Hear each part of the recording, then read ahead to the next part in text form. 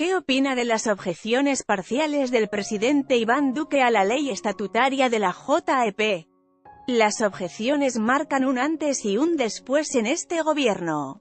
Duque abandona el equilibrio que intentó mantener en los primeros meses entre la agenda de los extremistas del Centro Democrático, que es la de un partido radical dedicado desde sus orígenes a la oposición a rajatabla, y la agenda de la paz, incluso la suya propia como presidente. Eso se acabó. Duque se quitó la máscara y se entregó a los extremistas de su partido. Ahora se muestra como un hombre dispuesto a dejar morir la paz sin pestañear y a fracturar el Estado de Derecho desde la presidencia de la República. No se trata simplemente de 6 objecioncitas, como nos han hecho creer, que en sí son un salpicón sin lógica alguna, aparte de la intención de objetar por objetar y de meter cargas de profundidad. Pero ¿qué es exactamente lo que le preocupa? Como son temas técnicos que la gente no entiende, es fácil menospreciar sus efectos. El tema de la selección, por ejemplo, que es la posibilidad de renunciar en ciertos casos a la acción penal en un proceso transicional, es una discusión que fue resuelta por el Congreso y la misma Corte Constitucional en 2012, con el marco jurídico para la paz, y jamás fue parte del acuerdo de paz, ni de las discusiones con el no, ni mucho menos de la campaña presidencial. ¿A qué horas decide Duque que es un tema sobre el que se tiene que pronunciar? Lo que se ven son ganas de objetar. A como dé lugar. Ojo con esto, porque las objeciones pueden ser 1 o 150, pero el efecto es el mismo: obligar a una votación en el Congreso. Y existe un riesgo real de que todo el proyecto de ley se archive, en medio de la falta de claridad sobre las consecuencias de votaciones que no lleven a ninguna definición. ¿Cómo bien puede pasar? Tal vez esta es la estrategia del Centro Democrático, llevar las cosas hasta ese punto y luego lavarse las manos. Lea también: están echando al sifón la institucionalidad y ya sabemos eso a dónde llega. ¿Y por qué dice que se está fracturando el Estado de Derecho? Porque es exactamente lo que está pasando. El presidente tiene, por supuesto, la facultad constitucional de objetar cualquier ley por inconveniencia, incluyendo las estatutarias, así prácticamente nadie se haya atrevido a hacerlo, porque, como sabemos, esas leyes obligatoriamente pasan primero por una revisión de la Corte Constitucional. Uno se puede imaginar circunstancias en las que, por ejemplo, los costos que implica una ley estatutaria obliguen al presidente a objetarla, porque el Estado no los puede sufragar. Pero eso no es lo que está pasando aquí. En este caso todas las objeciones tocan temas eminentemente constitucionales sobre los que ya hay un pronunciamiento en firme de la Corte. Ese espacio está lleno. Peor aún, lo que hace el gobierno es disfrazar como inconveniente, como bien lo ha señalado la representante Juanita Goebertus, no solo las mismas materias que ya revisó la Corte en un fallo de 750 páginas, sino partes del fallo mismo, que es cosa juzgada constitucional, como ha dicho con toda la razón el procurador Carrillo. Esa es una conclusión desde el plano jurídico, pero ¿cómo lo lee políticamente? Estamos ante un desacato presidencial de un fallo de la Corte Constitucional, un desconocimiento del tribunal de cierre, una barbaridad. Ni siquiera Álvaro Uribe de presidente se atrevió a hacer eso. Imaginis, hoy es la JEP y mañana el presidente se brinca cualquier otro fallo de la Corte cuando le parezca inconveniente.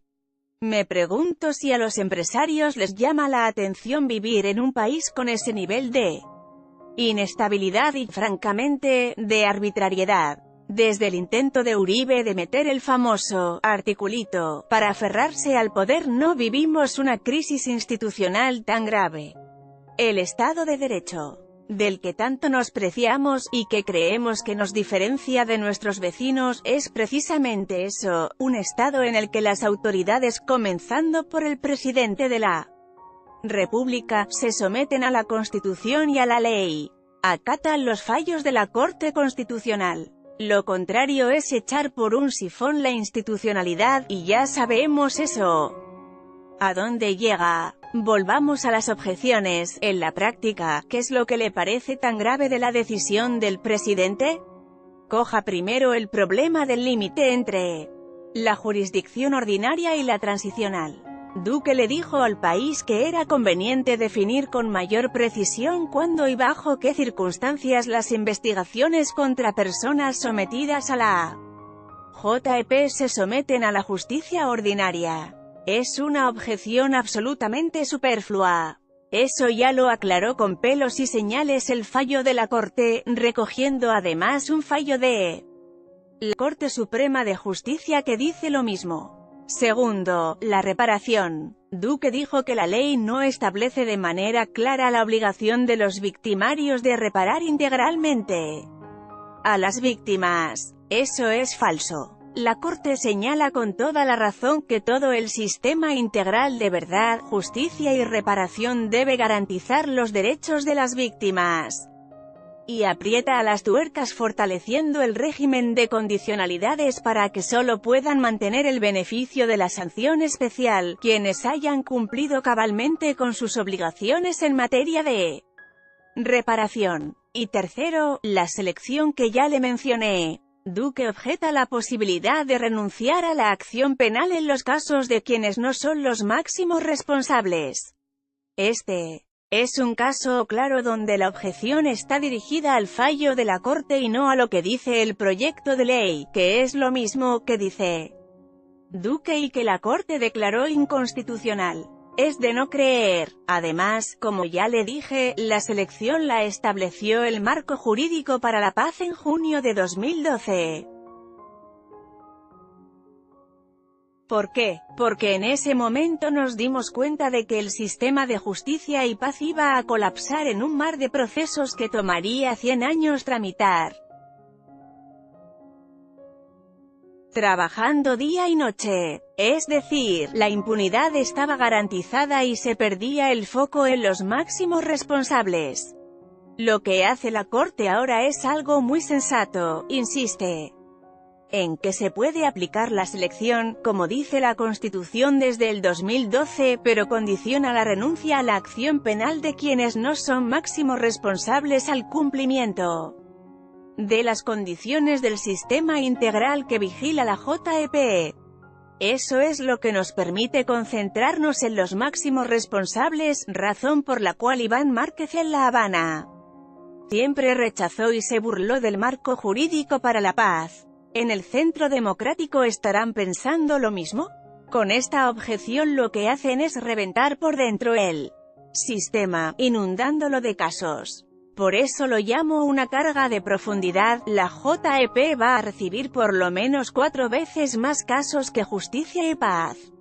Lea también, ¿qué implicaciones tiene la decisión de la Corte sobre las normas de la JEP? Eso quiere decir que, con el argumento de proteger a las víctimas, lo que se va a hacer es garantizar la impunidad de los victimarios por vía del fracaso del sistema. Le prometo, no ha habido nunca, en ninguna parte, un sistema tan ambicioso de reparación integral de las víctimas. Además, el fallo de la Corte reitera la obligación que tienen las FARC de entregar sus bienes y activos. Otra cosa sería obligar a cada individuo a indemnizar como individuo, que es a lo que se opusieron siempre el Ministerio de Defensa y las fuerzas militares. ¿O es que el Centro Democrático quiere ahora, como sabiamente preguntó Yesid Reyes, poner a cada soldado en la JEP a indemnizar a las víctimas? Acuérdese que la JEP es para todos los que han participado en el conflicto, no solo para las FARC. ¿Pero no piensa que puede haber reformas positivas a la JEP? Más allá del caso del fiscal Bermeo, al que le falta mucha tela por cortar porque Todo es opaco, desde su reclutamiento por la unidad de investigación hasta la operación de entrampamiento que le tendió la Fiscalía a la JEP. Es un hecho que ha habido problemas y que la JEP está en su adolescencia. Pero es mucho más lo que se ha logrado. Me sorprende mucho que lo noten tan pocos. Uno abre el periódico el domingo, en mi caso en el celular en Bruselas, y se encuentra con una andanada de cañón contra la JEP digna de la Armada Española, cuando lo que está ocurriendo tras esas paredes es un milagro. No hay otro ejemplo en la historia de una guerrilla que, como consecuencia de un acuerdo de paz, se haya presentado ante un tribunal y haya declarado su intención de reconocer sus más graves crímenes y pagar una sanción. Y aún más sorprendente ha sido la participación de agentes del Estado. ¿Por qué? Dice que es el sistema de justicia transicional más novedoso del mundo. En la Comisión de la Verdad de Sudáfrica, que es el ejemplo más celebrado de justicia transicional y que otorgaba amnistías, nada de sanciones llenas de condiciones, prácticamente no hubo participación de agentes del Estado, y tampoco hubo sanción. En Colombia sí, y eso es un avance enorme. Para las víctimas, para los procesos de justicia transicional y para la seguridad jurídica de los mismos agentes del Estado. Más de 50 oficiales ya han declarado en la JEP. Hace un par de semanas declaró el coronel Rincón Amado, jefe de operaciones de la Brigada Móvil 15, la de los falsos positivos de Soacha que ocurrieron en norte de Santander. Conozco ese caso bien porque me tocó enfrentarlo como viceministro de Defensa. Pues el coronel Rincón hizo, al parecer, un reconocimiento completo de responsabilidad, explicó cómo funcionaba todo el sistema, contó que el sentimiento de culpa no lo dejaba dormir en las noches y que está dispuesto a pedir perdón ante todas las víctimas. Y así otros oficiales. Ha sido tan poderoso que las ONG que insistían en sacar los falsos positivos de la JEP retiraron su solicitud y están ahora dispuestas a ayudar. Desafortunadamente la sociedad no conoce nada de esto. Esos son pasos concretos, pasos reales hacia la justicia y la reconciliación. Colombia tiene un trauma muy profundo después de 50 años de guerra y por ignorar el conflicto no va a desaparecer, sino todo lo contrario. Este es el momento para tratar ese trauma y poder enfrentar el futuro como sociedad. Y la JEP está en el corazón de ese esfuerzo, con las demás instituciones del sistema integral. Lea, ¿en qué afectan las objeciones presidenciales al proceso de paz?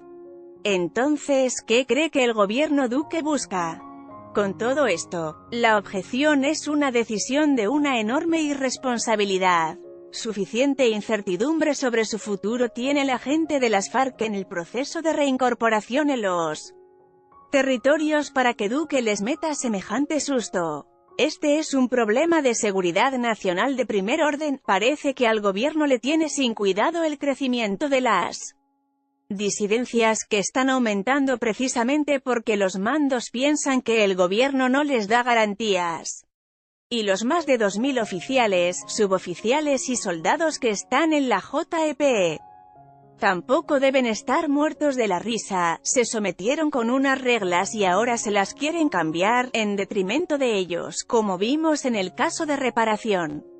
Afortunadamente, la JEP tiene un marco constitucional fuerte, que mal que bien va a seguir funcionando. Además, es una decisión absolutamente inútil, porque a menos que la intención sea, como ya le dije, que en un descuido el proyecto se archive por una indefinición en las votaciones del Congreso, todo va a volver al mismo lugar donde comenzó, a la Corte Constitucional, que necesariamente va a volver a fallar como ya lo hizo. Y para completar, desde el punto de vista de la presidencia de Duque, este es un error estratégico de marca mayor, porque va a gastar todas sus energías el próximo año en el Congreso en una discusión dura e inútil en lugar de sacar adelante la agenda del País. Si sigue así, este gobierno va a pasar en blanco. Pero no me respondió por qué cree que toma una decisión así, si es tan mala. Solo encuentro dos explicaciones. Una la ha expresado públicamente Álvaro Uribe Vélez, su deseo de acabar con la JEP. Y la otra, creo yo, es que prevalecieron los intereses electorales del Centro Democrático, cuya intención es usar las objeciones para tensionar al máximo la política y hacer campaña para las elecciones regionales y luego para las presidenciales. Es revivir el plebiscito, ¿por qué no? Tienen más de dónde cogerse. Es un partido de extremistas de oposición radical, que viven de hacer oposición, así sea en el gobierno. Pero yo creo que la mayoría de los colombianos están aburridos de tanto insulto y tanta polarización. ¿Y cómo la ve en el Congreso? Aprovecho para pedirles a los senadores de Cambio Radical, del Partido Liberal y de la U que tanto hicieron para que cerráramos el capítulo de las FARC, que no le hagan el favor al Centro Democrático de hacerle campaña y no pongan en riesgo el proceso de reincorporación. Hay que rechazar esas objeciones cerradamente. Visto desde Europa, lo que está pasando en realidad está a la altura de la época. Los populismos extremistas se han hecho al poder en varios países y persiguen las mismas fórmulas del Centro Democrático. En Polonia desbarataron la Corte Suprema, en Colombia el Centro Democrático propone acabar con las altas cortes y formar solo una. En Alemania o España aparecieron los extremistas y tienen contra la pared al sistema político.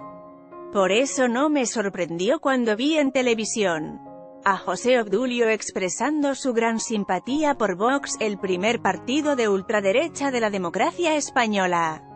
Allá lo llaman nacionalpopulismo. ¿Y en qué se parece Vox al Centro Democrático? La estrategia es la misma, usar el odio para crear identidades políticas que les permitan hacerse al poder. Es una agenda de destrucción. En esto no hay que confundirse.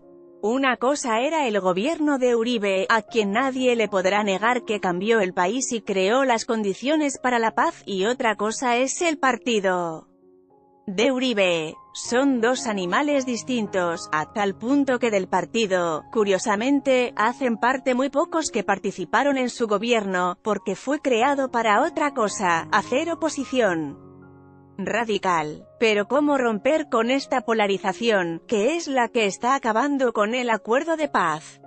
Si no fuera porque el gobierno, como su propio partido, tiende a usar las palabras en el sentido exactamente contrario a su significado, diría que la salida es evidente, un pacto político que vaya desde el Centro Democrático hasta el partido FARC.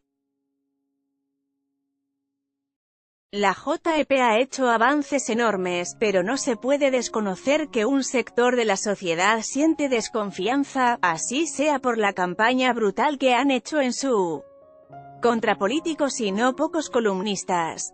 Lea también, la JEP no se paraliza. Patricia Linares, ¿cómo fortalecer a la JEP entonces? Es una realidad que hoy existe un problema de credibilidad, pero la solución no son unas objeciones inconstitucionales y fuera de lugar, sino un acuerdo político que permita, por ejemplo, añadir una serie de magistrados que ayuden con el volumen enorme de trabajo que va a tener la JEP y que sean seleccionados de una manera que dé tranquilidad a todos. Esa idea se discutió en el Congreso hace muy poco, pero murió. Hay que revivirla. Pero no soy optimista porque se pueda lograr un acuerdo, porque en todas las ocasiones Álvaro Uribe se ha opuesto, desde que discutimos con el no. En un momento después del plebiscito pareció que estábamos a un pelo de distancia de un acuerdo. Los empresarios que actuaron de intermediarios son testigos, pero en realidad estábamos a un universo, porque Uribe ya había tomado su decisión. Primaron los intereses políticos y personales de Uribe. Primero habría que encontrar una fórmula jurídica que le dé tranquilidad a él, para que deje a Duque gobernar, y sobre todo para que nos deje a los colombianos ir hacia la reconciliación, trabajar en la reconstrucción de los territorios y aprovechar la oportunidad irrepetible de la paz.